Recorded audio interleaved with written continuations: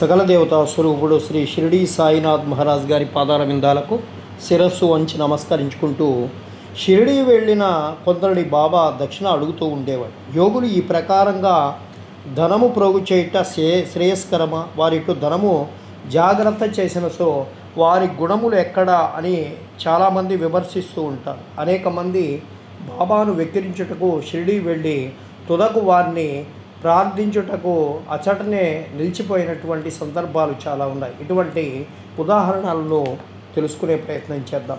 కకా మహాజని యొక్క స్నేహితుడు నిరాకారుడగు భగవంతుడు ఆరాధించువాడు, విగ్రహారాధనకు అతడు విముఖుడు. అతడు ఊరకనే వింతలేమైనా తెలుసుకుంటకు షిరిడిపోయి అంగీకరించను, కానీ బాబాకు నమస్కరించననియు వారికి దక్షిణ ఇవ్వననియు చెప్తాడు. కాక ఈ షరతుకు ఒప్పుకొను. ఇద్దరూ శనివారం నాడు రాత్రి బొంబాయి విడిచి ఆ మరుసటి దినము షిరిడి చేరుతారు. వారి మసీదు మెట్లను ఎక్కగానే కొంచెము దూరంలో ఉన్నటువంటి బాబా మహాజని